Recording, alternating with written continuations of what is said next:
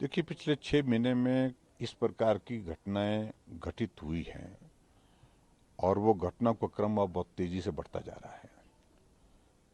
और जिसमें एक बात बड़ी साफ जैसी लग रही है कि देवभूमि हिमाचल प्रदेश में एक तरह का जंगल राज जैसी स्थिति बन गई है। अधिकारी अपने तरीके से कामकाज कर रहे हैं और ऊपर से जो हिमाचल प्रदेश में मंत्रिमंडल में उनके सहयोगी वो भी इतनी सारी कंट्रोवर्सीज क्रिएट कर रहे हैं जिसके कारण जवाब देना लोगों के बीच में मुश्किल हो गया है। और इसमें एक ही चीज को लेकर के हम थोड़े आंकड़ों पर अगर हम जाएं, 6 महीने के इस छोटे से कार्यकाल में 40 मर्डर के केस इस हिमाचल प्रदेश में हो जाए तो हम कैसे माने कि कानून व्यवस्था सही है। अगर 6 महीने के कार्यकाल में 150 के लगभग जो है वो रेप के केसेस बन जाए, रजिस्टर हो जाए, तो कैसे माने कि इस देवभूमि हिमाचल प्रदेश में कानून व्यवस्था ठीक है। और किडनैपिंग के मामले जो हिमाचल में बहुत कम होते थे और वो आंकड़ा भी 183 के लगभग जो है हिमाचल प्रदेश में रिपोर्ट हुआ है। ये आखिरकार ये सारी घटनाओं का दौर अगर हम देख रहे हैं, हर रोज कोई ना कोई हत्या की घटना, डेड बॉडी यहां से रिकवर हुई, डेड बॉडी वहां से रिकवर हुई, ऐसी घटनाएं देखने को और सुनने को मिल रही हैं। और अभी जो हाल ही में जो चंबा में जो घटनाक्रम हुआ है जिसके कारण बहुत बड़ा रोष चंबा के लोगों में तो है ही है, लेकिन पूरे प्रदेश में और यहां तक कि मैं कह सकता हूं ये पूरे देश भर में एक माहौल उस सारी बात को लेकर के बन गया है कि एक नौजवान मनोहर की हत्या होती है और 25 साल का नौजवान का मर्डर होने के बाद उसके 8 हिस्सों में टुकड़े कर दिए जाते हैं, शरीर के बोरी में डाल करके जंगल में फेंक दिया गया। और उसके बाद ये कहा जा रहा कि हमने कार्रवाई कर दी। और हमारा कहना है कि कार्रवाई ठीक है, गिरफ्तारी होना एक विषय है, लेकिन जिस तरह से घटनाक्रम घटित हुआ है उसको आसानी से हम ऐसा नहीं मान सकता कि वो सामान्य घटना है। इसलिए हमने मांग की थी कि एनआईए के माध्यम से जांच हो। और दूसरी बात, जब हम पीड़ित परिवार को मिलने के लिए जा रहे हैं, मैं पार्टी के, हमारे नेता थे, पार्टी के अध्यक्ष थे, विधायक थे, एक्स एमएलए थे, लेकिन हमें 60 किलोमीटर दूर रोक दिया गया। कभी हिमाचल प्रदेश में ऐसा नहीं हुआ कि किसी पीड़ित के परिवार में जाकर के संवेदना व्यक्त करने के लिए हम जा रहे हैं तो उनको रोका जाए। नहीं थी जरूरत वो सारी चीज, वो भी किया गया। और ऐसे में जब हिमाचल प्रदेश के सबसे वरिष्ठतम मंत्री से पत्रकार पूछते हैं कि चंबा में क्या हुआ, तो वो कहते हैं कि मुझे जानकारी नहीं है, मैं पता करूंगा। घटना के 6 दिन बाद प्रदेश के मंत्री, सबसे वरिष्ठ मंत्री, उनको ही जानकारी नहीं है। तो कितना कंसर्न फील कर रही है ये सरकार हिमाचल प्रदेश के लोगों के साथ इतनी बड़ी घटना होने के बावजूद। और उसके बाद घटना शिमला में होती है, टैक्सी ऑपरेटर्स की आपस में सिर माथे फूट जाते हैं, इस तरह की लड़ाई होती है और मंत्री क्षेत्रवाद के आधार पर बात कहने के लिए खड़े होकर के पुलिस की उपस्थिति में वहां पर भाषण दे रहे हैं, इनके खिलाफ एफआईआर दर्ज कर दो, इनको गिरफ्तार कर दो।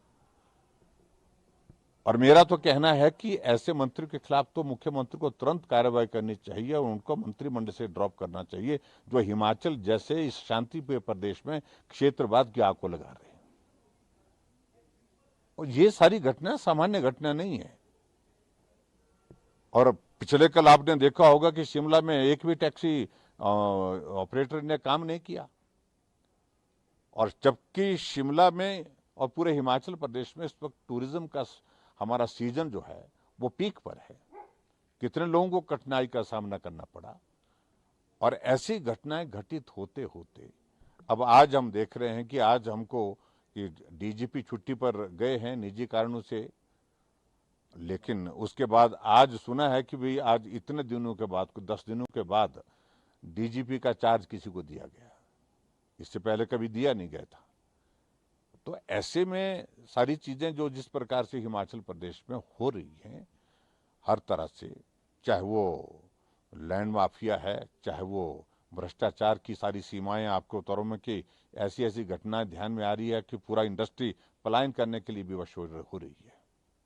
बहुत सारे इंडस्ट्रीज इस बात को कह रहे हैं कि अब तो हमको हिमाचल ऐसे हालात में छोड़ना ही पड़ेगा, क्योंकि अब यहां काम करने का माहौल रहा ही नहीं। एक इस तरह का एक माहौल 6 महीने के अंदर पैदा हो जाना, प्रदेश सरकार आखिरकार क्या कर रही है, क्या सोच के कर रही है, इतनी गंभीर बातें, इन बातों को लेकर के मुख्यमंत्री को संज्ञान लेना चाहिए था। अभी तक वो अपनी अंदर की राजनीति से ही बाहर नहीं आ पा रहे हैं, जो राजनीति जो इनकी पार्टी के अंदर चल रही है। आप लॉ एंड ऑर्डर पे सवाल उठा रहे हैं, मुख्यमंत्री कहते हैं हम तो व्यवस्था परिवर्तन के लिए आए।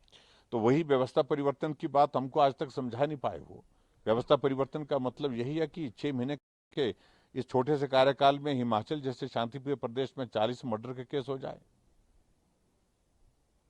और ऐसे में मेरा सिर्फ इतना कहना है कि मुख्यमंत्री जी अब थोड़ा हिमाचल प्रदेश में सारी व्यवस्थाओं के बारे में, जो आपने कहा व्यवस्था परिवर्तन के लिए आए, तो व्यवस्थाओं का दौर ठीक करने की कोशिश करें, नहीं तो अव्यवस्था के कारण सरकार भी अव्यवस्था के इस दौर में उलझ करके रह जाएगी। पूर्व मुख्यमंत्री वीरभद्र सिंह जी की आज एनिवर्सरी है, बर्थ एनिवर्सरी है। प्रदेश कांग्रेस उसको विकास दिवस के रूप में मना रही है।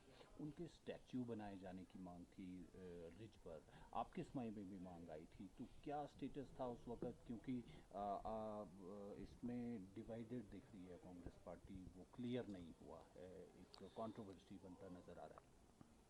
देखिए, वीरभद्र सिंह जी एक बड़े नेता थे प्रदेश के, और ऐसे में हमने हमारे समक्ष भी जब इस प्रकार का ये प्रस्ताव आया कि स्टैचू लगाना चाहते हैं, तो हमने इस बात के लिए कहा था कि सारी चीज़ में जो भी सहयोग करने की आवश्यकता होगी वो उसको करेंगे। लेकिन इस बीच में व्यवस्था परिवर्तन का दौर आया, और वो स्टैचू जो शिमला के रिज पर लगाने के लिए प्रस्तावित थी, वहाँ पर उसके लिए अप्रूवल नहीं मिल पाई। उन सारी चीज़ों को क्लियर करने के लिए अप्रूवल गवर्नमेंट की जो चाहिए थी, वो अप्रूवल ना होने के कारण स्टैचू बन करके आ गई। लेकिन वो स्टैचू जा करके अब रामपुर विधानसभा क्षेत्र के अंतर्गत सैंज में लगानी पड़ी, जो मुझे जानकारी मिली है। मुख्यमंत्री जी को इस स्टैचू के अनावरण के लिए कहा गया था, लेकिन वो आए नहीं। अब डिप्टी चीफ मिनिस्टर ने आखिरकार वो अनावरण वहाँ पर किया। ऐसे में बहुत सारी चीज़ें जो अंदर की धीरे धीरे बाहर आ रही हैं, और अब तो जगजाहिर ही हो गई है। वो इनकी राजनीति के विषय है, मैं उस पर कुछ ज़्यादा टिप्पणी नहीं करना चाहता हूँ।